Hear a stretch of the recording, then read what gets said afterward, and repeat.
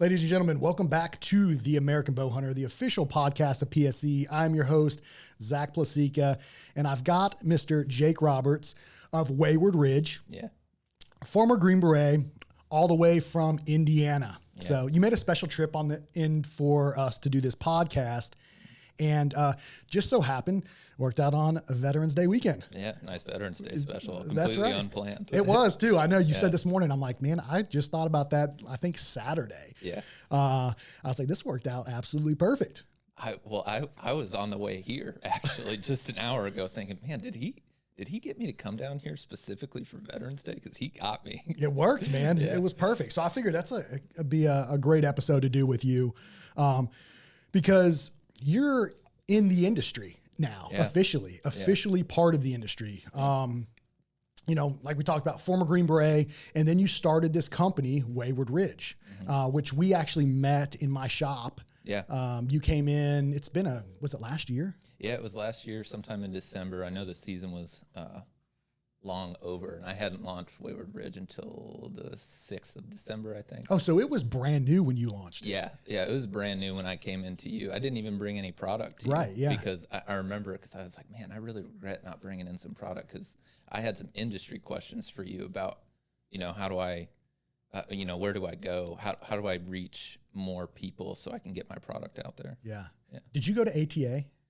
I did go to ATA, but I went as a tag along with that internship that I did at the bow shop as I was getting out. Yeah, which is a pretty smart move. Yeah.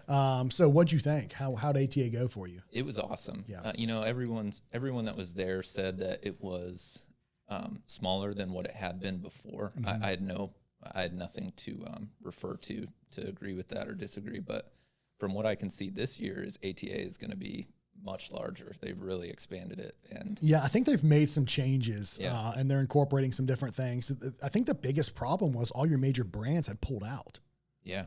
So that's what I'd heard. And that's if you don't have your major players, it's going to deter a lot of people from coming, but hopefully they're able to rebuild that. And I think I think I'm going to go to, hopefully, fingers crossed, ATA again this year, because I hadn't been in a few years. Yeah. So we'll see. I think it's a good place to go, network, connect. Yeah, it is.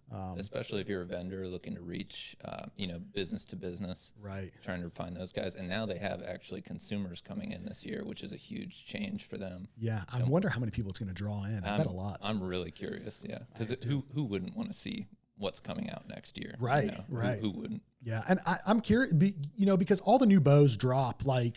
So PSE dropped their new bows already, right? So the Sicario, which has made everyone's talking about the Sicario, and then they introduced the new FDS cam in the Mach 33, the Mach 30, and the Decree, which has been awesome. Massive upgrades, big changes to the bows, which I think people are really digging. It's made a big difference as far as just performance that you get out of it. But the big talking point this year has been the Sicario. But all of the new bows for the rest of the brands are dropping like November 12th, November 15th. So I'm curious what they're going to be doing at ATA since all the bows have already dropped. If anybody's going to drop any bows at ATA, because I haven't heard anything from like Bowtech or some of the brands like that. So yeah, it seems like they're positioning themselves. ATA is the organization where they're trying to attract those big names that we talked about that had disappeared back by giving it the opportunity to drop those big products directly to consumers at ATA. Yeah. So they're setting them up for success if they wanted to make a splash with the consumers, hands-on. You can shoot this bow right now. We just came out with it. Yeah, I think it's a cool way to go about getting those names back. I do too. I think it's a really good approach, because one of the things we talked about is in order for people to sell these bows, is they've got to get hands-on, and some shops don't have all the brands, and this is a great place to go if you're, and test all of the bows. Yeah. So I think it'll be really good. And PSE has done a really good job kind of doing that with Total Archery Challenge. Have you ever been to Total Archery? I haven't. I actually signed up to go to 2 different events, and then because things got really busy with the business, I just wasn't able to go. I had to work. Dude, you definitely need to go to a Total Archery Challenge. like by far one of the funnest things you can do when it comes to archery aside from bow hunting. And, I mean, like the Pennsylvania one is incredible. So up in Seven Springs, the courses are awesome. You got like 9 courses or something to shoot on the side of this mountain. But the vendor village is cool. And, you know, PSE does their, demos there, and they give away a bow at they went to every single Total Archery challenge and gave away a bow as long as you test shot their bows. But it's been a good job of getting the bows into people's hands. And I think it's really cool because, you know, like ATA is a place where, you know, everybody can go gather now, but everybody, the biggest event is Total Archery Challenge. Like when it comes to archery as a whole, it draws so many people, like thousands. There was over 5,000 people, I think, that went to PA. Yeah. You know, that's 5,000 people on the ground walking through the vendor village, getting your hands on products. So like for you, like there's a lot of potential there. There is. And you know what? It's so funny you say that, because I was thinking on the drive up here, that you recommended it to me last year, and that's why I ended up signing up for those 2 events. I just wanted to go be there, be in the environment, see what it was about, and, you know, bring some product. So if the opportunity arose, I could talk to folks about it. And I really regretted not going this year, but I you know, I had orders, so I had to fulfill those orders. Right. It's still very small, so that took priority. But TAC, for PSE to be showing their bows at TAC, that's huge, because as you know, as a bow shop owner, getting a bow in your hands is worth so much more than reading about it on the internet. Absolutely. When you pull back that Mach 33 and feel that back wall, and you're like, yeah, this is the one. Yeah, it does, man. I mean, that's how you sell a bow, man. Because like you said, you could preach about it all day, but until someone actually feels it, I mean, they're just words. And then you get it in somebody's hands and they're able to shoot it, actually test shoot it, get a feel for themselves. It really, I think, sways people. And it's done a good job for PSE, I think, really growing the brand, because I think they're a top competitor now as far as like top brands. I mean, PSE is, everybody's talking about them. Yeah.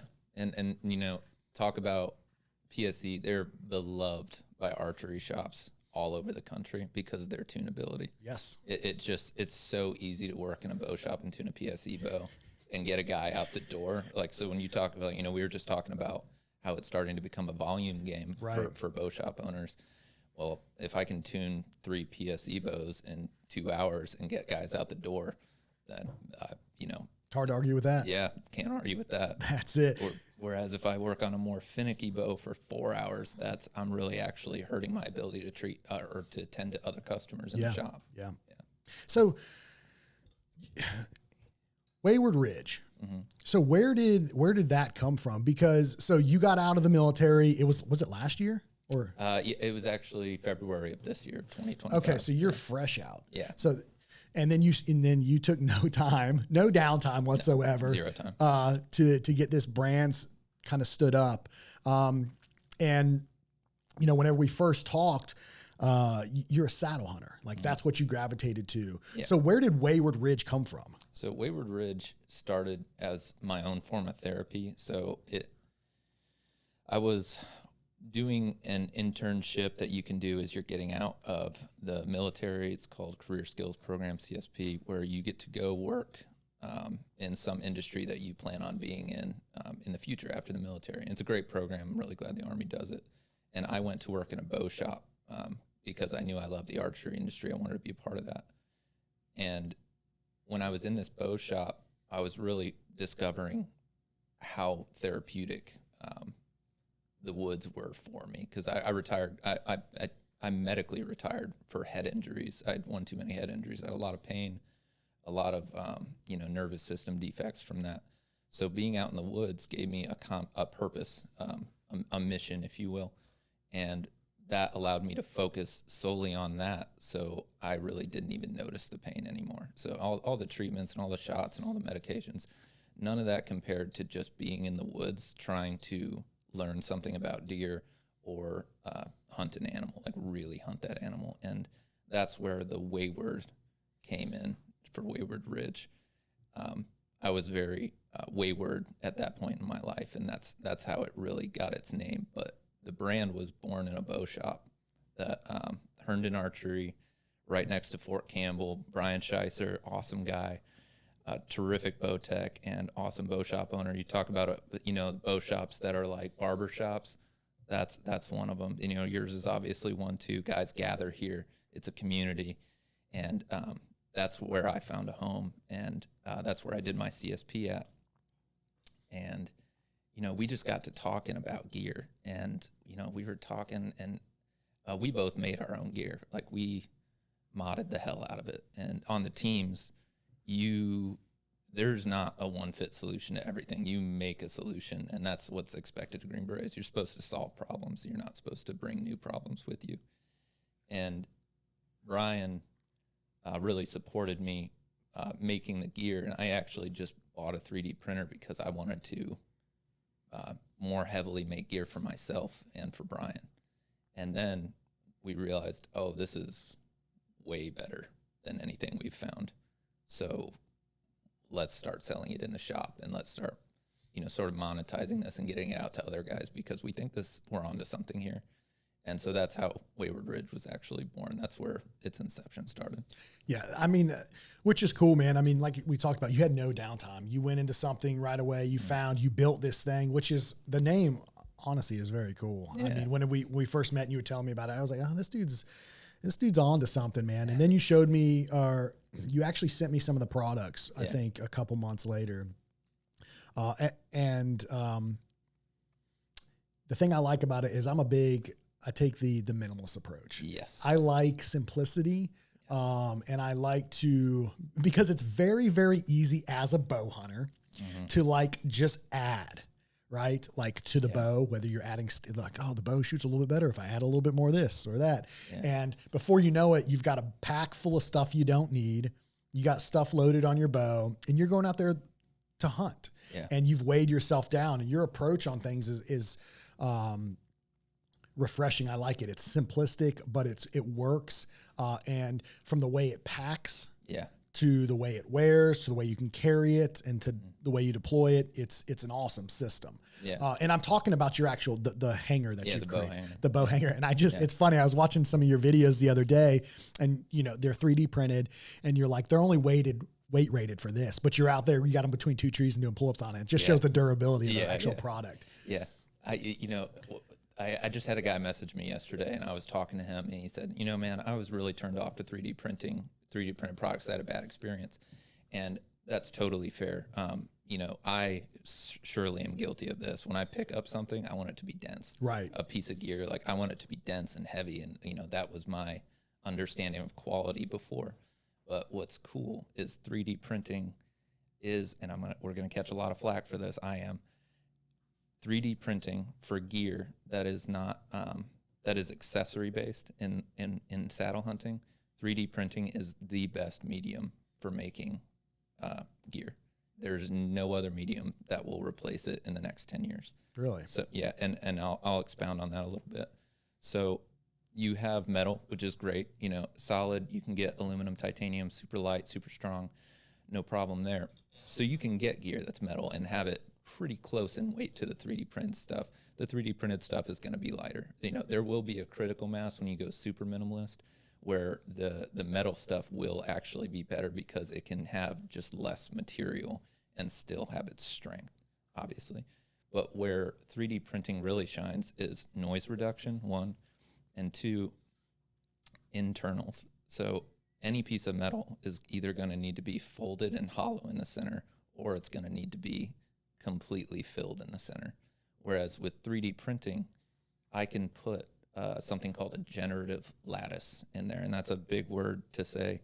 It's a 3-dimensional structure that's inside, providing extra structure, but without filling the entire cavity. So if you think about injection molding, I have to fill that cavity 100% with plastic, right? And the same would be for like cast aluminum. Like I have to fill that mold entirely with plastic. But when you are doing additive manufacturing, I'm laying down layer by layer. So I actually can, in the internals, reduce a lot of the material, but maintain all or even more strength by reducing what's in the middle, and I lose weight in the process. It's really cool. And that's why I say it's not going to be replaced in the next 10 years. Where it might be replaced is when 3D printing in metal becomes becomes viable, because then you're talking like we can get pieces like this, and like if you can just get your bow on it, it will hold because it's strong enough, even though it's so small. And you're talking like sub 1 ounce gear. Interesting. Yeah, it's really, I could really nerd so out over this. you got to dive in the weeds with it. I mean, Yeah, I imagine the more you've done it, the more you really, because like I said, we talked about, like, whenever you get into something, you go all in. Yeah. So 100%. all the research and stuff that goes into this, Mm-hmm. yeah, it's neat, man.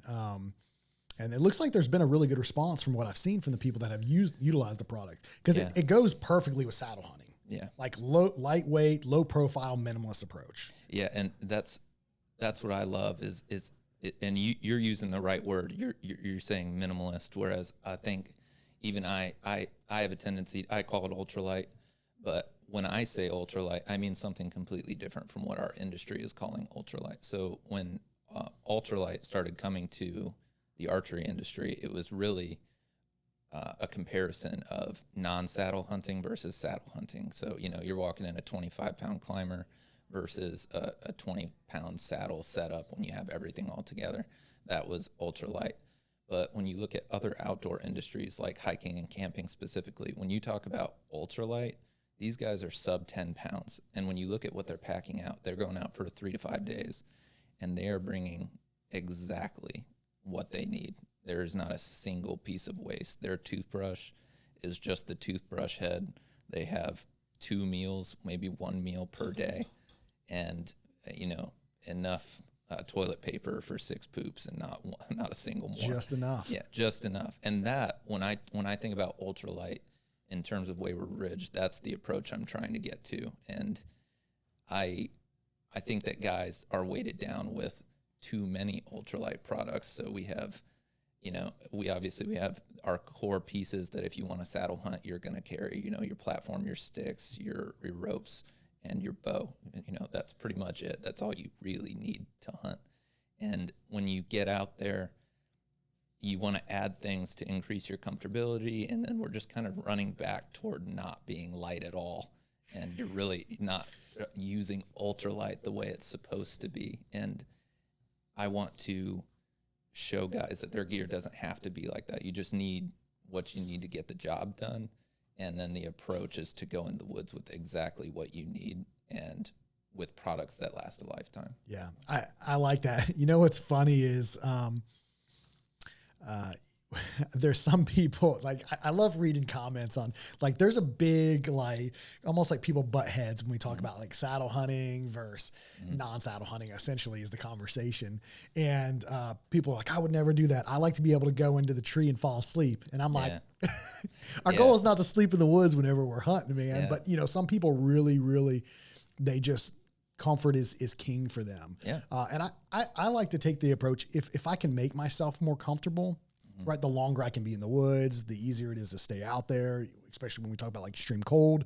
I have a buddy and he's in Indiana right now, and it's snowing on him. Yep. And he's like, dude, I'm freezing. I'm like, dude, man, once you get cold, there's no going back. But I think comfort's important to an extent, but I also think that if you can take and get to where you're just comfortable enough without overdoing it, because it's really easy to overdo it. You take in there, you end up with, hand warmers, electric hand warmers. You got all of these different things, and then heated socks. And then before you know it, it's just, you're like, oh my gosh, I've got so much stuff. I'm making all this noise.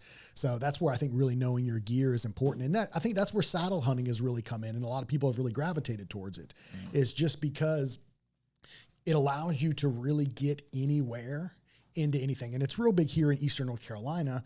It's so thick here, right? So like, you're trying to bust through like some of this brush and stuff. It's difficult. And when you have a big climber or something on your back, and you're someone that's hunting public land, or where it's just really deep or really thick, it can be a massive, just create issues, obviously trying to get back. And I think that's where we've seen such an influx in the saddle hunting side of things here, because you can climb any tree. Yeah. If it's got branches, it doesn't matter. You can get up and you can get up in it. And it's really great, I think, for like cover and concealment. Yes. Because you can really get into a tree that's got a lot of, vegetation on it or branches and whatnot. You can kind of cut yourself and conceal yourself in there. So you don't typically have to hunt as high. Yeah.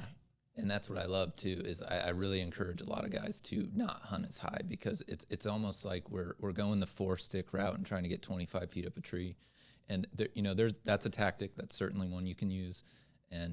But on the same token, early through mid-season, you still have a lot of greenery on the trees, and you can hunt. You don't even want to hunt that high because you're not going to have any shot lanes. Right. And then one of the things too is hunting lower gives you the advantage of actually being minimalist, because if I only need to bring in 1 stick to get 7 feet up in the tree and I have an 8er on that, that to me is more valuable than being 20 feet up the tree. The fact that I can carry less, like that is a value for me when I go in. I want to be minimalist and find a way to make it work. I don't want it to be 100% comfortable. I want it to be, like you said, just comfortable enough where I'm on the edge of having an adventure. Right. Yeah, I like that. When it comes to like the saddle setup, like how do you set your stuff up? Because for me, the thing that I hate is I end up like when it comes to too many sticks, right? Like just how I feel like I'm end up kind of clunky, and then I end up feel like I make a lot more noise. Yeah. Realistically, if I could get away with like 2 to 3 sticks, that's kind of my goal. And I typically run 2 to 3 with an 8er on the bottom too. Like, what does your saddle setup look like? Right now, I'm still going as low as possible, because what I'm starting to realize myself as a hunter is during the early and mid season, I want to be as low as possible just for shot opportunities. And there's good cover low. And then later in the season as a saddle hunter, when the leaf off happens, I actually want to be lower as well, because I'm just going to get silhouetted without any cover behind me or in front of me. So unless I have a really good concealment, I'm not getting high in a tree. I'd rather hunt on the ground and have an exhilarating experience. That's a whole different level, man. Yeah, and that's something I'm chasing too, because my threshold for what excites me is like just so much higher than most people, just because of what I did in the Army. And now I'm trying to get that adrenaline. I'm trying to be an adrenaline junkie in the woods, and being on the I told you I shot that buck the first year I ever shot with a bow, 130-inch buck. I made it happen myself. I was 30 years old. And, my heart rate didn't even fluctuate at all. And that was the first year I've ever shot. It was a great experience. I was super happy, I was super excited to call my wife. It was a great experience. But it was not until 2 years later that I actually got an adrenaline dump from hunting. And what happened is I was just walking through the woods, bow in hand, doing some scouting, just moving real slow, because I knew I was walking my way into a spot. And I'm probably 100 yards from where I want to be, and 2 does are coming right at me. One blew, and that's how I looked up and saw them there, and the other one just looked back at her. I'm downhill, downwind of them, and that second doe who didn't run just keeps coming across me, and she comes all the way into 7 yards, and every time she moves behind a tree, I'm pulling an arrow from my quiver, knocking that arrow, pulling my release out of my pocket, getting it on the bowstring. And at 7 yards, when she steps behind the last tree, I go to pull back, and I realize she wins me and she takes off. My heart is racing at this point, at getting ready for this shot. Best experience I've had in the woods, just a doe interaction, right? And she ended up smelling my thermal when she got close enough, because she was uphill, but it was midday and I was downwind, so my thermal was racing up the hill toward her. So as soon as she stepped into that, she took off. But it was an exhilarating experience. If you have the opportunity to hunt on the ground more, I'd say go for it, because if you want to feel something while you're hunting, that's the way to do it. I like that. I like the idea of like proactively hunting too, versus just, sitting back and waiting, where you create that opportunity. And that's the cool thing about a lot of the guys I've talked to. That's what they do is, you go out and, create the opportunity, kind of create your own luck in a sense. And that's by being proactive and being able to make decisions on the fly and say, hey, this isn't working. I need to adapt. And then coming up with that strategy and adapting that strategy. And then, implementing it, and whenever it works, I mean, there's like no better feeling. Yeah. There's something to be said about being patient and being in a tree and hunting ambush style. That is an obviously amazing method to hunt. There's been so many deer killed that way, but there's been a lot of deer killed on the ground by guys who want to spot and stalk white-tailed deer. It's not impossible. It's definitely possible, and it's exhilarating to do. Yeah. And it does take a more dynamic individual who's willing to take risks and learn from his mistakes. And you're going to make mistakes, but on a team, that's how you really learn is, team guys, at least on my team, the way you learn is by rushing toward failure as fast as possible. You're trying to break something as quick as possible.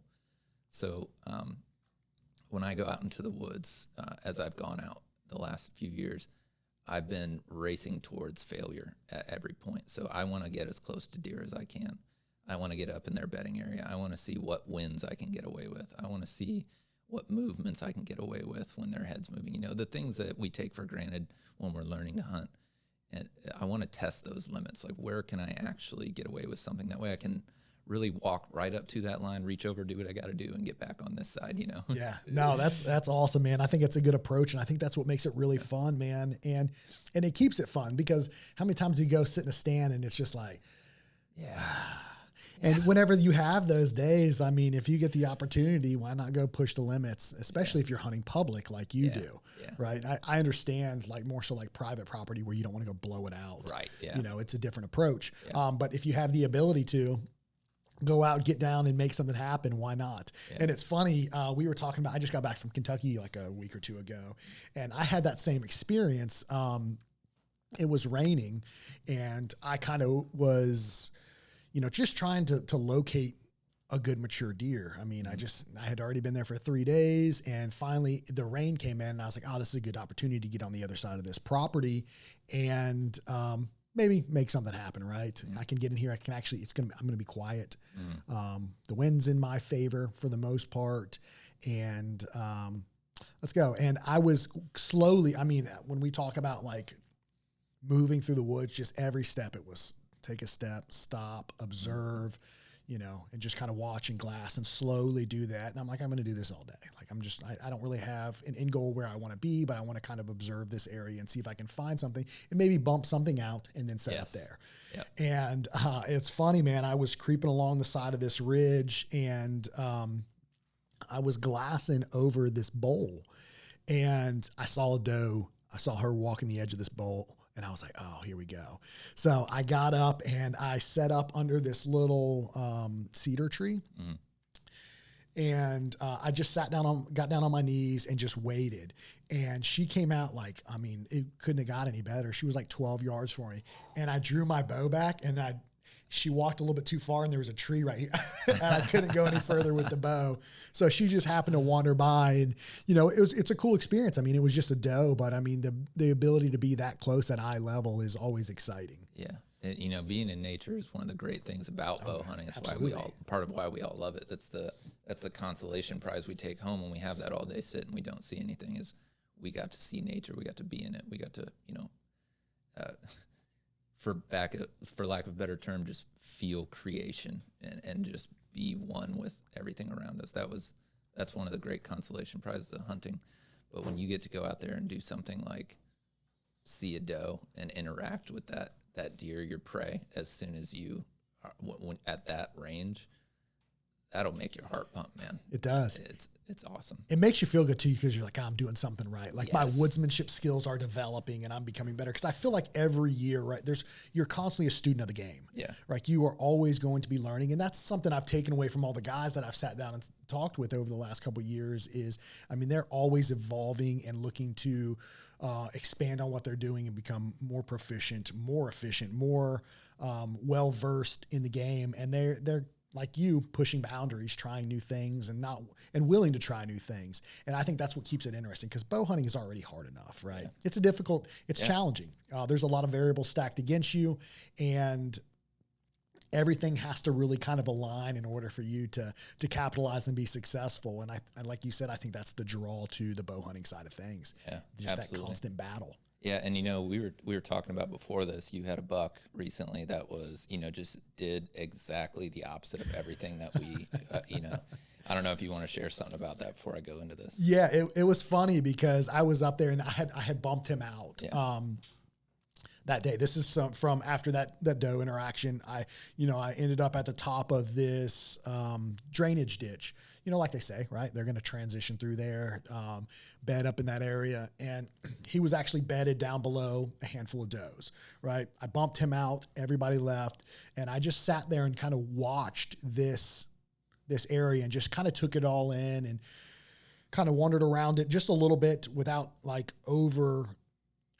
feel like encroaching too much. I mean, I was already there, but I didn't want to encroach any further. Right. And just kind of looked around and keyed in on some trees and, took notes on what they were doing and just sat there and kind of wind mapped it for like 30 minutes, just checking wind. I knew the next day I was going to have the same exact wind. And I was like, okay, we're midday right now. That's a good scenario. Right. I was like, okay, if I'm going to capitalize on it, it's going to either be this evening or it'll be tomorrow. Mm-hmm. So wind mapping. And, I'm like, okay, I think I'm good to sit here. They didn't catch my wind when I came in. I like soft bumped them. All right. Where they sensed a disturbance, but they didn't smell you. They did not smell me. Yeah. No, there was none. They didn't get my scent or anything. And I made sure my approach, it was like that. I had the wind in my favor when I was working the edge of this ridge up this drainage ditch. And, they bumped out. I'm like, okay, good to go. They're here. I know they're going to be here. I'm going to take this as an opportunity to set up on them here. And that's what I did. So I found a good tree that had really, really good cover. It was good and thick. There was 2 trees right beside each other, and I kind of cut my way into it. And I sat there, and 2 hours later, that buck I bumped came back. But he didn't come back to his same bed. He was 60 yards up on the top of that ridge. Embedded. And for 5.5 hours, me and him had a stare down. And, they say, right, like deer have to move. And he moved, but he moved a total of 5 yards for 5.5 hours. It was a cold day. And it was a cold day, and it was raining all day. And he was in the open with the rain on him, and it didn't bother him whatsoever. And he just sat there, and he sat with the wind was coming up over the top of that hill and funneling down that drainage ditch with it over his back. And me and him were facing each other for 5.5 hours. So I'm barely moving, trying to get eyes on this thing. And it's a good deer. Yeah. And I was like, oh man. I was like, I'm going to be stuck here forever. And I was trying to, in my head, scenario wise, where is he going to go? Like, how am I going to position myself where I'm going to have an opportunity? Where am I going to be able to draw my bow at? Right. Of course. Yeah. And, so 5.5 hours, about the last hour of light, these does come in and they split us. And they come from up over top of the ridge and they funnel down the side of that drainage ditch. And he stands up. I was like, oh, here we go. He's going to follow him. Nope. He stood up, looked at him, and went the complete opposite direction. I love that because, and timeline-wise, that would have been like right at the start of the rut, wouldn't it? I think that's still a little bit pre-rut. Yeah, a little bit pre-rut. Even so, the little guys were getting after it. You could hear them, but not the older guys. Yeah. And that just goes to show, and the reason I love that you shared that story is because I was thinking while we were talking earlier, deer are dynamic creatures. As much as we want to pattern them and have them pinned down like, oh, he's going to do this on an east wind, he's going to do that on a west wind, he's going to come here because he shows up every day around this time, just like how I don't move around my house the exact same way every single time, they're not going to either. Right. That's a good thought. They're so dynamic, So if you just relate it to your human experience, I've never gone about the things that I do in my life the exact same way every time. So, and that's part of the allure that we were talking about for bow hunting. It's so dynamic. It's so hard. And deer are so dynamic and so hard to pattern and hunt. And we want to rationalize what they're doing, but it's like trying to rationalize what a human's doing. And that's not giving deer too much credit. It's just to say that it's not that they're doing this intelligently. It's just that they're biological creatures. They're not machines. They don't act the same way every single time. They're going to do something different. Yeah. And that's one thing that I watched. I mean, and the next day, I had all these deer come through, and it was a really cool eye-opening experience to be able to see and just watch for that amount of time, Yeah. 60 yards, and like literally right there, you know, you can just feel it. I mean, you see everything he's doing, and props to your endurance, by the way. Oh, dude. You couldn't move for 5.5 hours. The big buck right in front of you. It was literally that's tough. And because I was a little bit below him. Yeah. So we're like, it felt like we were at eye level. Yeah. And I was like, thank God I've got so much cover in this tree. And I set it up so I only had like 1 or 2 shot opportunity, like windows in this. And it actually worked out good. But it was definitely cool. And it was exciting to watch and see and then reflect on that. Even more so after I got back. Like, why did he do this? What was he doing? What were his intentions? And it's like he sat just outside of where he was and he just observed to see if what the disturbance was. And there was... Couldn't pinpoint anything. Yeah, that's interesting. Cause I've soft bumped bucks in a drainage ditch 2 years ago. There was this buck. I got in there and I soft bumped him because I was moving to, in public. I rarely hunt in the same place twice unless I find a really good place that they just have to use because of how the terrain's laid out.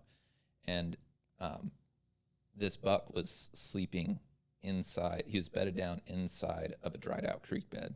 And that's one of my favorite spots to look for bucks. They love that area for whatever reason. And it was inside a major ditch, the bottom of this creek bed. And I got back there and we were eye to eye, 15 yards apart. And I was downwind of him. So I bumped him and, he trotted off. No big deal. I set up there just like you did and saw if he would come back. He didn't. I went back the next day. He set up same exact position, but 20 yards back. So he was watching to see if the same thing happened too. So they're patterning us just as much as we're patterning them. That was a cool learning experience because I thought I peeked around the corner, ready to shoot this deer. And he, he was watching me do that and he blew and took off that time and he never came back. Yeah. That was the end. Yeah. No, that's funny, man. It's definitely interesting. And it's cool. I mean, I think that's the big thing too, that's different between bow hunting, right? Is you're so close, you're really able to observe them in their natural movements, how they interact in their living quarters, because you're so close. It's a little bit different than when you hunt with a rifle or something else, right? That's a different skill set. Yeah. But with the bow, you're so close and it's so personal that, sitting and watching them, I mean, there's so much information that you can take in and learn and then apply. And I think it builds on that. And the next time you're in the woods, you just take those little things and apply them and you slowly develop those skills. Yeah. One of the things that is different about bow hunting that I really love is, have you ever had a deer upwind to you and you can smell them before you see them? Yes. I love that feeling. I feel like a real hunter when that happens. I'm like, there's a deer upwind to me right now. Yeah. That's so funny, man. Unmistakable. Right. Yeah. But it's we talked about this last year actually when we met in the shop. I really don't bring anything extra, including food. I actually generally fast during a lot of the season. Yeah, and you do too. And that was a cool thing that we shared. And fasting when you hunt really actually gets you in the zone a lot quicker. Your senses just sharpen up real quick. So you're 2-3 days into season and you're seeing everything that moves and you're taking in all of your senses in a different way than a lot of people do. And I'm not going to speak to whatever biology is going on there that actually makes that happen, but it's just a personal observation. And I really enjoy doing that. And in the last season, I lost 20 pounds. This year, I'm down about 5 because I haven't had as much opportunity to hunt. But it's, you have to do it in a healthy way because, you got to get high protein when you come back in and actually get your calories in. But that's one of the things that I really enjoyed that we shared, and it's cool to be out there and really be honed in to what's going around you, and you just don't get that. I can't imagine you get that same experience as a gun hunter that you would as a bow hunter. Right. Yeah, I think it's different, and like I said, not knocking it. It's just they're different skill sets, right? Different methods. But funny about that, I've got a really good friend. His name's Joe Long, and he is an absolute. I mean, I feel like he's one of the guys I go to. I've got a handful of dudes I talk to when it comes to like bow hunting, and he shoots traditional stuff a lot. So, a trad dude is already tuned in. Yeah. But we were talking about it, and kind of how you have to reconnect. And the best way to do it is it's one thing whenever you go out on an evening hunt locally, but whenever you get the opportunity to go out on an out of state, or just, even if it's just away from your normal area and you get to go spend 3 to 7 days fully focused hunting, how it takes a day or two to really like become dialed in the woods, right? Yeah. To really disconnect and reconnect with nature. It does takes a little bit of time. And that's one thing I always enjoy whenever I get to go out of state or on a hunt away from home, where the whole focus of that trip is hunting. Yeah. And you can really key into it. And you'll notice, like, after day 1 or 2, your senses start to change a little bit. You're re-engaged with nature. You're disconnected from your phone and you're looking. And that's one of the things that I really enjoy. Yeah, I love that too. And you can, for me, I really can tell when I start seeing things way further off. I'm like, beyond 50 yards, I'm seeing everything that moves in my field of vision. You really connect with being a predator again. Yeah. And once you have that mentality and you've really separated, where if you're going home and, managing home things, it's not as easy to get into that mindset. Whereas I'm sure that's how going out of state, actually you connect to that much faster and stay there the whole trip. That's it. That's what's cool about it, man. And then too, going back, like we talked about the minimalist thing, like I don't take food with me hardly ever, man. And one thing that I did found that I like as far as like minimalist stuff is when it comes to water, right? Because I do take a small water with me, but I had this vest when I did like ultra runs and stuff like that. Those little collapsible bottles was like one of the best pieces of gear. That's a good idea, dude. Like when it comes to, because it collapses as you drank it and then it stows away and it's this big. I love that, dude. That was one of the, like, my big wins that I took away a few years ago, because I always carry a hydro flask or something. You can't carry that. Thing's monstrous. 32 ounces of liquid. God forbid it hits anything. You can hear it like miles away. And then the other thing too is like small water bottles. They're crunchy and they make too much noise. But dude, that thing's rubber. It's probably full of like chemicals and stuff. Like, let's be real. But when you fill it, it expands. And then whenever you drink it, it shrinks down to nothing. It's such a great little addition to your kit to not overdo it, and takes up no space. Silent, lightweight, packable. Silent. I love that. Dude, it's one of my favorite things that I've moved to over the last few years. I'm definitely stealing that. That is a perfect idea. It was a big game changer, because sometimes, one thing, I don't know if this happens to anybody else, but when I'm in the woods, I have to cough. Bro, dude, my whole life I don't cough, and as soon as I get in the woods, I get a tickle in my throat, and it's that cough that you have to like get it and out. I'm like holding on, trying not to let this thing out. And that's why I keep water up, not so much for hydration, but just to get rid of that tickle in my throat that ruins my hunt. Yeah, I love that. Dude, yeah. So, for me, it's like a sneeze. I will sneeze at one point in the woods or another, no matter what. Just trying to hold it in and blow your brain up. Yeah, and I think, man, if I don't hold this in right, I'm going to sound like a doe blowing. Yeah.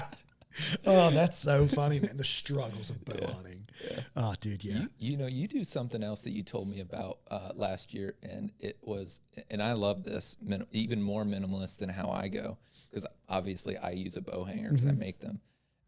But you were saying that in this time of the year, and it was December at the time, you typically just have your bow sitting on your lap in the saddle. Yeah, so it's... I like everything pretty close to me. And I go back and forth. Like, I'd use a bow hanger sometimes, like the metal one, and I actually used it the other day. But what I typically do is I run a bino harness, and it's got one of those little S-beaners on it. And if I don't have my bow in my lap, it hooks on my D-loop with my arrow already and it hangs at my side. Yeah. And it's just there. And again, it depends on the style of hunting I'm doing and how long I'm in an area, or how long am I hunting. If I'm doing an all day sit, I'll probably have a hanger with me. But if I'm like in and out only for a couple hours at a time, where I'm moving, I typically don't use a hanger. Just because it's one more thing to carry. But yeah, I've liked it on my lap, because I feel like I'm ready. Yeah. And what's funny about that is I told a hunting mentor of mine that I actually met at Herndon Archery. Wesley Spear, who runs Strategic Veterans Outdoors, he actually just set up a hunt for a bunch of guys through Rally Point. Oh, nice. And got a bunch of veterans out there, got a bunch of people to donate to the cause. Obviously, I threw in gear for them as well. But I told him about that, how you do that, and he came up with an idea, and I will send it to you. We have a prototype for guys who want to hunt that way so they can hook their bow up and have hands-free or be able to glass. So I'll send you one. Yeah, I'm going to release it next year. Cool. And luckily it's not like expensive or anything. It's just super simple design. I love it. And yeah, you're going to love it. It fits your style perfectly. I dig it, man. So whenever you go, so you're only running one stick? Yeah, I only bring one stick. I have an 8er that I made myself. But you don't do the one stick method? No, Okay. Correct. Yeah, you just run a stick. Yeah, I do the normal method of scaling the tree, and then I simply use one stick, and I'm only ever 8 to, if there's a log right there, I might get 10 feet up in a tree. But, I literally will pull my knee up higher so I can get higher and make the most out of that distance. And I'm a pretty tall guy, I'm 6'2", so I try to get up in the tree. And you say it's a single step 8er? Yep. Okay. Wow. Yeah. That's impressive. I love that though, because I like the idea of less, because like I've gone through a lot of different sticks trying to figure out what I really like. Yeah. And I'm a big fan of the one sticks from Tethered. I like those a lot. And I've got some hyper lights, and I've run Hawks and all these different sticks. And my biggest problem when it comes to sticks is packing them and unpacking them and making noise. Yeah. So that's why, and Matt, even whenever you wrap them and stuff, like you wrap, it doesn't matter. There's going to be some noise that they make. And I have not found a good way to wrap the hyperlights, even though they stack my favorite. So that's why I gravitate towards like 2, maybe 3 sticks at the most. Just because it's less things to carry in, and I feel like I have to unpack less and make less noise. But that's been my biggest struggle is unpacking sticks. Yeah. So modifying gear is like, that's your thing. That is my thing. Yeah. So like, I told you, I just started making my own gear, and I would make gear whether or not I sold my gear that I make. So I make gear, and the way I go about it is I find those pain points that I have, or that now I include my customer basis, obviously. But the way it started was, man, I hate this bow hanger. This bow hanger sucks. It's loud. It's not packable. It's noisy. So how do I reduce those 3 things? And it's heavy. So how do I reduce those 4 things? So I'm not trying to reinvent anything. Right. I don't need to add new things to hunting. Hunting's been going on for thousands of years, right? I don't need to come up with something that needs patented. But what I can do is take something that's an essential piece of gear for most people, like a bow hanger, and reduce all of the things that suck about it. So if it's loud, okay, I'm going to use a material that's not loud. If it's heavy, okay, I'm going to use a material that's not heavy. And then when it comes to design, it needs to be packable. It needs to be durable as hell. And what was the other thing? Lost it. Light? Yeah, it needs to be light. Yep. Yeah, it needs to be super light because I'm a minimalist at heart. And those things all are also values that we have in the team when you're packing out for a mission, right? So if something only does one thing, it better be mission critical piece of gear, because otherwise it's just taking up too much space. You can't have something that you pack just in case, but it only does one thing. That's wasted space, wasted time. You don't want to pack that way. Which is very easy to do. Dude, I've talked about, you get a new pack to go out and you're like, oh, because there's a couple things I love. I like platforms. I like packs a lot. Yeah. And I don't even run a pack typically now, but I like a good pack. Like there's just something about it. I like a good pack. And you get a new pack and you're like, oh, there's pockets on it. And before you know it, you're just shoving stuff in those pockets. Just in case. Just in case. And I'm on a 3-hour hunt in the backyard, and I've got a fire starter, water purification. You end up with stuff that just doesn't make sense. And it's easy to do, especially whenever you're going on. Like, let's be realistic. Most people, you're not that far off grid to where you can't get back to civilization and get what you need. For even, food and water is a big one. I see people overpack food and water a lot, and that's a comfort thing. Yeah. You don't need it. You can go, I'm sure you'd be fine for 12 hours without a little bit of food and water. Yeah.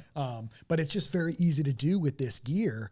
And before you know it, you've just got stuff packed in there and you're pulling it up a tree and it's loud and you're dropping things. And yeah. And it's all being labeled ultralight. Cause guys, they're trying to make the gear light, but they're making non-essential gear ultralight. That's a great way to put it. Non-essential gear. Yeah. Yeah. Yeah. And you're just adding to. And, we have this, guys in the outdoor industry also, there's a lot of crossover between like law enforcement, military mindsets, right? Where, always prepared for anything, always alert, situational awareness, and that's one, I'll say that's no way to live your life outside of the military. You don't want to do that. But when you're hunting and you think, just like you said, you're never that far off grid. Like I hunt public land and sometimes it's big pieces of public land and I'll walk 3 miles in. I keep the water at the car and the extra food at the car. If I need to, I'll walk back, drop my gear, get some water, fuel up to go grab this deer and walk it out 3 miles, which is going to suck. But I'm probably not going to die doing it. Probably not. Yeah. And, oh gosh, what was it? There's just so much that we can take away and still accomplish what we want to accomplish. And the closer that we get to that, the closer that we are to just connecting with what we're actually doing, which is we're out there to hunt and be part of nature and participate in the cycle of life. And I love that mentality. I do too, man. And that's, again, going back to like all the dudes I talk to, the guys that are good at this, that's their approach on it, man. Mm-hmm. It's they from the workup or the preparation prior to the hunt itself, to the after action report, mm-hmm. Just taking it all in. There's so many phases and steps, and they're so involved with the entire process. There's intent with every single aspect of what they do or what you do. And it's cool to see. And, that's why those guys are ultimately successful. Like my buddy Levi, he just got out to Iowa. Mm-hmm. And he's from Indiana. He lives in Indiana too. And dude, he's a stud, man. He's like always kills big deer. Yeah. Like good for him. It's awesome, man. And he just killed a monster in Iowa, but he's the same approach. He's a, prior special operations guy. Oh yeah. And the way he lives his life too is everything is done with intent, and there's no waste and there's no excess. Yeah. And, it shows every time, because anytime he goes somewhere and he texts me, I'm like, this dude's going to put down a monster. Yeah. It's built in 2 big ways. One, the way you pack out, like we just discussed. And then 2, whenever you're in one of those special operations pipelines, they're going to question every single thing you do with extreme prejudice. So they're going to look at and ask you, why did you do this? Why did you do that? Why didn't you do this instead? And you better have a damn good reason. Otherwise you're going to get dropped out of that course. And so you really start thinking about things in a completely different way once you become a special operator, because you need to have reason driving you at all times. Otherwise you're not actually supporting the mission. You're just moving forward. And really you need a bunch of elite guys running towards the exact same objective. That way they can support each other and jump each other in the process to get ready for the next step. And that's what it is. So when you move that to hunting solo and you're the one doing that for everything, it becomes even more important, because you have to have a terrific reason for every single thing that you do. And I'm sure that's why he's so successful. Yeah, it's that's a really good. I think that's important for people to see, because there's a lot of times you just do things like, I find myself doing it. I'm like, why? Why did I do that? Yeah. And that's the struggle that I think a lot of hunters face too, is like, oh man, I got the day off, I'm going to go hunt, and there's not really there's not a game plan, right? It's not a good day for it. Yeah. Maybe the wind's not, and you just try to force the issue, and then, you've kind of you've just wasted a whole day. I did that the other day. Yeah. I went out the other day. Just kind of haphazardly went out, and I'm going to go sit, maybe I'll do an observation hunt. And, looking back on it, I was like, man, that was a terrible wind. That makes sense as to why I did not go as well as I had planned. Yeah. And I just haphazardly did things. Yeah. I find that the longer that I stare and try to make a set work, Yes. the more my mind will make it work. And then afterwards, I just am full of regret Yeah. for trying to make it work. If it doesn't instantly register as a good set, I know that it's not a good set. Because I do exactly that same thing. I still do it every once in a while where I'll, at least once a season now, where I'm like, I just need it to work for me that day because I only have that day to hunt and it's only on this wind and it just lines up perfectly. But that wind For is you. And it's just slightly off and that will ruin that spot. Yep. And you just can't do it. Yeah, you cannot force the issue as much as you want to. This is nature you're dealing with. Yeah. They're survivalists. That's what they do every day. They are professional prey. They have the rest of their lives to try to stay alive. Yep. And they have more patience than you do. They're not going to push the issue to go out there and walk in front of you. So you got to be on top of your game in order to be successful with it. And that's, that's the great thing about it. So back to the gear side, what's like as far as like most essential piece of gear for you that you always, obviously aside from your bow, like what's a piece of gear that's just super important to you that you always have? Oh, a grunt call. And, and it's not because I do a lot of calling. I don't. But the most important time to grunt for me is when I'm walking in and when I'm walking out, if I want to maintain a spot. So we're in the woods, and the woods is a very dynamic place, and we step on twigs and we break them. Having a young buck grunt call to let rip every once in a while, and when you're like inside 200 meters of your stand location or proposed stand location, will keep deer bedded down that can't see you, but they can hear you. And if you're coming in on the right wind, they're not smelling you. If you go in that same way without the grunt call every few steps, or when you make a little too much noise, I find I won't see deer that day, or I will have them blow at me as I'm walking in, and it has nothing to do with my wind. Yeah. So I use that grunt call strategically, and it's helped me get really, really close to deer on my setup, because I've had the sun come up multiple times using that tactic where I'll grunt at the base of my tree even when I'm setting up if I ding metal to metal. And even though that's a totally abnormal sound in the woods and would normally send deer flying, when I pick up my grunt tube right after, because I just have it strung around my neck, I'll just immediately pick it up and give a small grunt. I've had deer bedded 30 yards from me, and I don't see them until they stand up and move later that day. Really? Yeah. Okay. That grunt tube goes a long way. That makes sense. So I've heard of people doing that with turkey calls too. Oh, I'm sure. So because where one of the spots I hunt locally, like there's 16, I feel like you can't go anywhere without seeing turkeys back there. Like they're landing on my head the other day. But that's a really good idea too, man. Just carrying a grunt call and just using it as like a cover sound. Yeah, exactly. Cover sound is such an underutilized tool by hunters. And I've found so much success with that personally. Smart. Yeah. What about, so this is a kind of a debatable talk as far as light goes. So light in the woods, early morning, coming out of the woods. Are you a white light, a red light, or a no light guy? Yeah, so I've done my own research into this, and so a lot of guys and a lot of anecdotal stuff says they can see white light, and I'm sure they can see all forms of light. It's a disturbance in the woods. It's just whether or not that deer is spooked by that. Blue is a color of the spectrum they can definitely see, and that sticks out. So you shouldn't wear blue jeans in the woods. You shouldn't use blue light. That is abnormal to them. But light sources aren't totally abnormal to them. The woods are surrounded with light, so it's not a big deal to see a light creeping through the woods.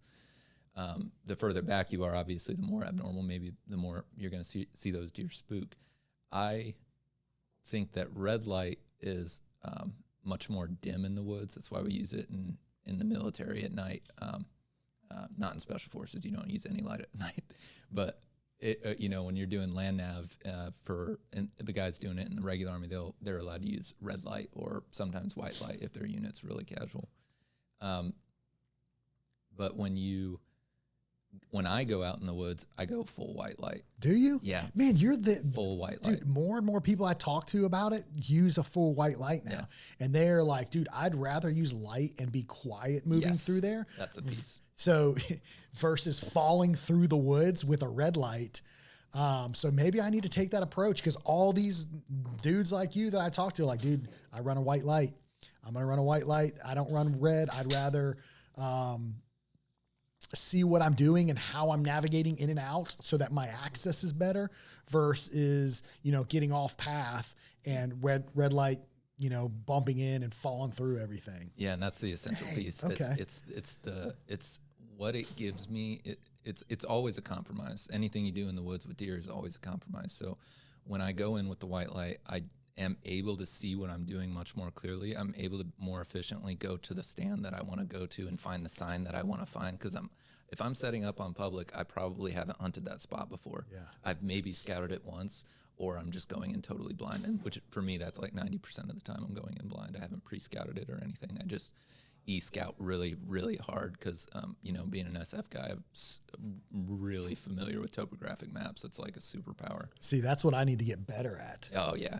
Once you read, that's probably the best skill that you can develop as a hunter is understanding topographic maps. If you're a public land hunter, that is the most essential tool in your belt.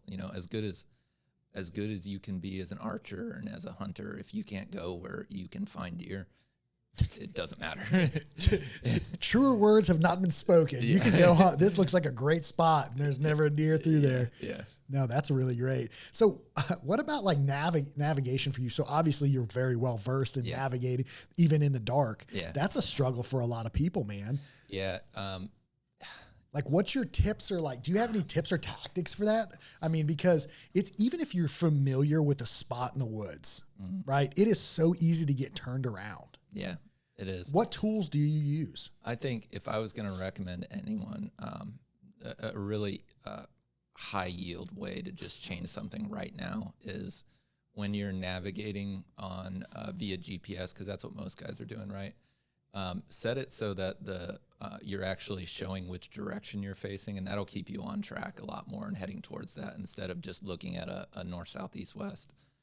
A north-facing map where you're not quite sure which way you've just turned and you need to walk 50 meters to find out on the map. Yeah, just face that. Get it to face which direction you're facing and spin with you. That'll help you navigate to your tree. And, for me, it's just I actually don't even think about it because, having to when you do the SF course or selection even, you aren't allowed to use any light at all. And so when you have a map and you have a compass, you're just looking at a little glowing number and you set an azimuth or a degree that you're walking on. So I need to walk 270 degrees for 9 kilometers and with 65 pounds on my back. And it's like, okay, go. And you need to plan a route and you don't have any light to do it with. So if it's on a low loom day where there's super low visibility, you're just going to run into what you're going to run into and you just got to figure it out. Work through it. So going from that to a GPS, it's like child's play to me. And I don't mean that it's so easy. Why can't you figure this out, guys? It's just that I've done it at such a more extreme level that it just coming down to this level, it just doesn't seem like very difficult. Right. I think if I was going to give anyone tips, it would be to understand contour lines. It's not that guys talk a lot about hunting terrain features, and that's a great place to start hunting. That's a great place to start scouting. But if you're hunting public land and you're hunting terrain features because you're starting to understand them on the topograph maps, it takes time. But once you start spotting them, like say you want to hunt a saddle or the top of a drainage, you need to go out there with white light an hour before sunrise, and you need to find some sign to set up over there. That's the bare minimum if you're going to start using maps and hunting public land. That's what you do, and then you find what works for you.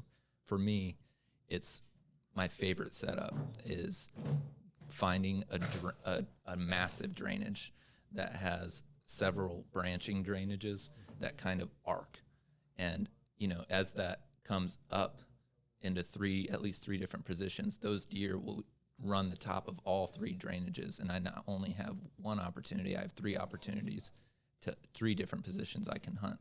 And I'll usually hunt the middle one. It depends on where the game trails and sign really intersects the most.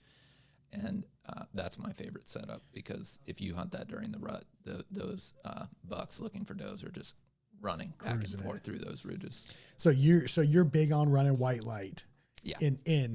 Whenever you're going into a spot, you're going to run a white light. So whenever we run white light, are you running on the lowest setting? No. Really? I run it on the max setting. Dang. Yeah. Yeah.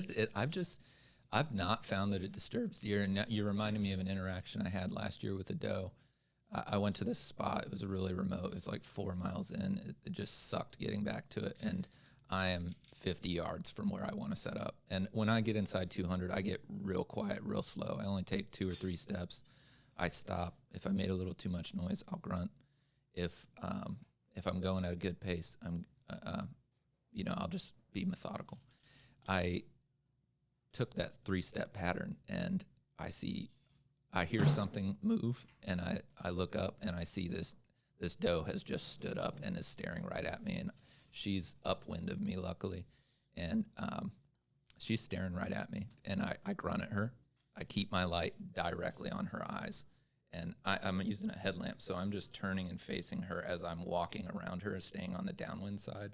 She let me get all the way around her, and I hunted her, and she was all around that area the whole day while I was there. No issues. No issues. Ah, dude, look at that. It's they really don't care about white light unless they've had an interaction that really tells them to be wary of it. At least that's been my experience. Dude, so you're like I swear, like the 3rd or 5th person that I've talked to this year, which completely changes my thought on it, because I'm the guy that's like, I go in like no light. Yeah. And I'm like, but then I look back and I'm like, that was a terrible access. It's just like, oh yeah, no one saw me, but everybody heard me. Yeah. And it just goes back to that noise discipline where, I can get in closer because I'm grunting. Yeah. It's the same thing with the white light. If I had to choose whether or not to be seen or whether or not to be heard, I would much rather not be heard by deer. Yeah. That makes sense. Heard or smelled. Yeah. Smelled is number one. That's the dead giveaway. For them.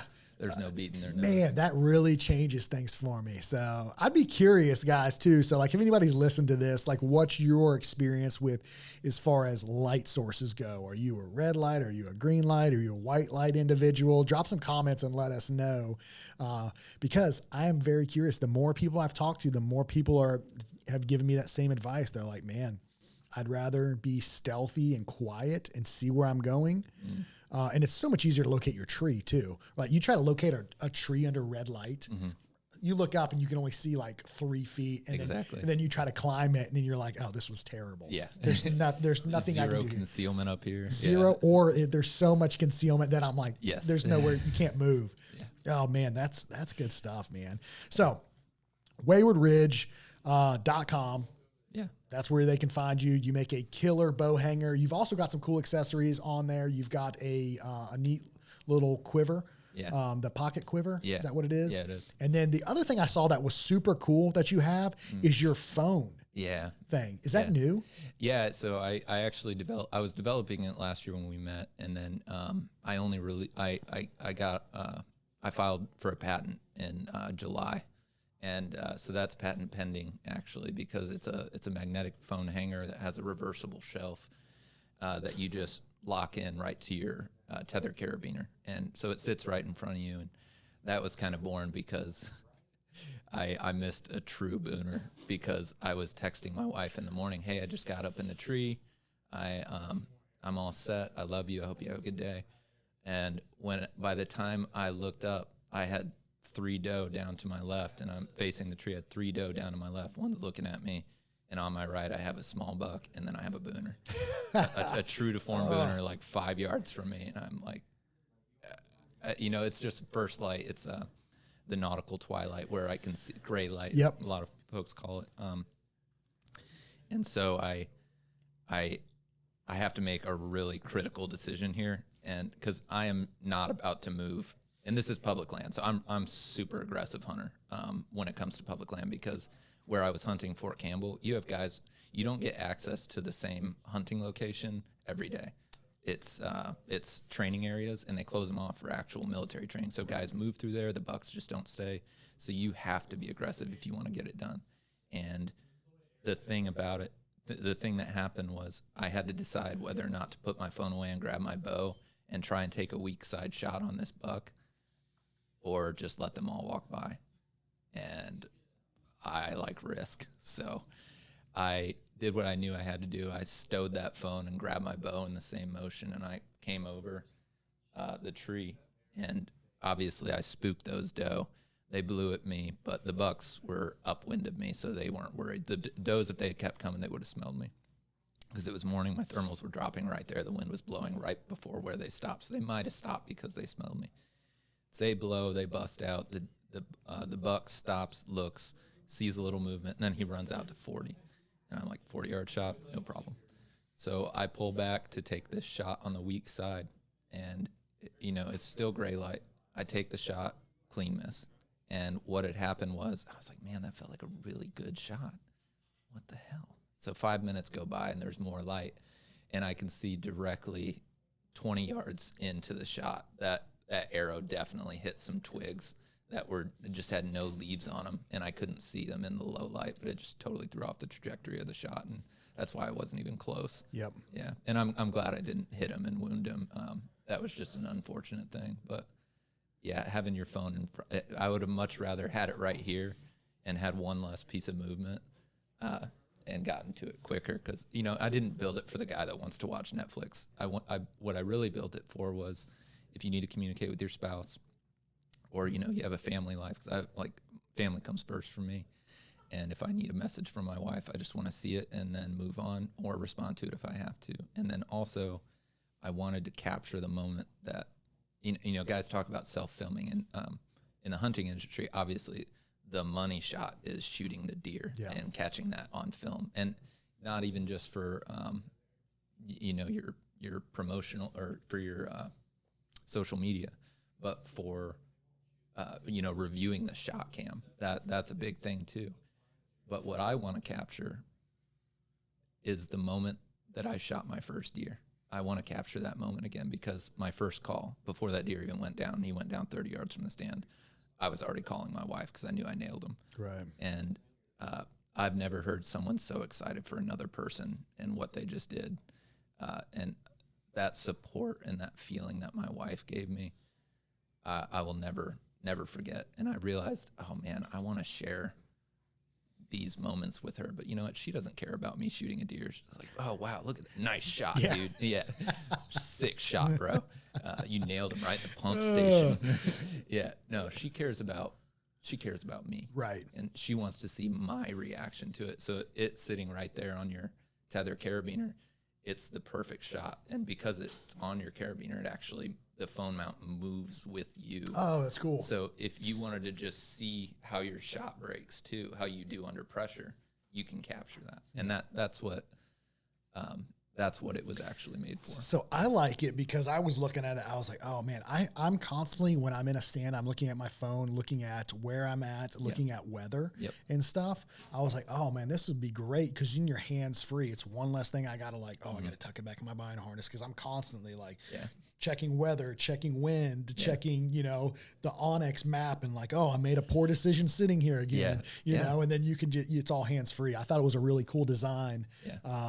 And really neat. And I think anybody that runs a saddle, I think they would get really good use out of it. Yeah. I've had nothing but great feedback on those. And, I put a lifetime warranty on all my stuff, and I've never had, in the year that I've been in business, I've not had a single warranty claim, because they just last, and they're built durably.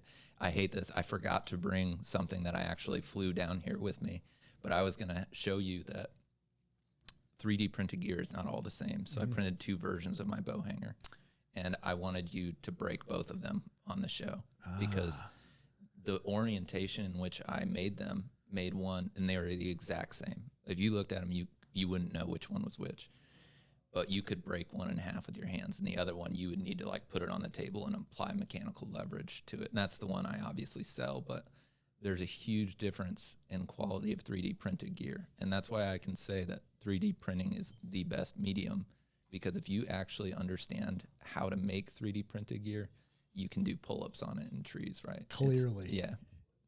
Yeah, that's awesome, man. You definitely got a unique mind, man, that I think is awesome for for bow hunting, man. And the fact that you have a company and you're producing awesome products that are, again, not just products just to put out there, but they solve a problem or they improve a problem that exists. You're doing an awesome job. And clearly there's been a really great response from it. Yeah, I like it, man. I like the way you operate and the way you look at things. It's a little different and it's very in depth. Yeah. So it's good stuff, man. So if people are looking to get a hold of you, they want to reach out to you, where's the best place to find you and your products? Yeah, you can reach out to me on social media or go to or email me at jake@waywardridge.com. You can go on the website, fill out a contact form, and I'll get back to you. I work with bow shops. I'm primarily doing business to consumer, but I purposefully, all my products are purposefully made with bow shops in mind, because that's cool. That's the end goal, right? Is I want to support bow shops. And next year we have a program coming out for all bow shop owners where it's going to be, even if you don't carry Wayward Ridge products, if someone uses your bow shop code, you're going to get a 5% credit on the sale to get Wayward Ridge products in your store at no cost to you. That's cool, man. Yeah. I like it. I think the archery shops are the backbone of the industry, and you've got to have them. So the fact that you're thinking ahead and considering them is awesome, man. They're the essential piece in all of this. Now, hunting, archery, nothing happens without the bow shop. It is the most important part of our industry. I agree. Good stuff, man. Well, again, Jake, I appreciate you taking the time to fly in here you actually flew from Dallas, you said. Yeah. I was working over in Dallas for a bit. Well, I appreciate you making the time to come down on a Veterans Day weekend. Yeah. Right? Come hang out, do a podcast. And now I think we're going to have to go shoot some of the new PSE bows, check them out, let you get a feel for them. Yeah, twisted my arm. There you go. That's it, guys. Well, Jake, thanks again, and I appreciate everybody for listening. This is another episode of the American Bowhunter, the official podcast of PSE. Drop us some comments, give us some feedback, let us know your thoughts. My big thing is the white light versus the red light. Give us some feedback. Let us know what your thoughts are on that and what you opt for. So again, appreciate everybody from listening, and we will see you guys in the next episode.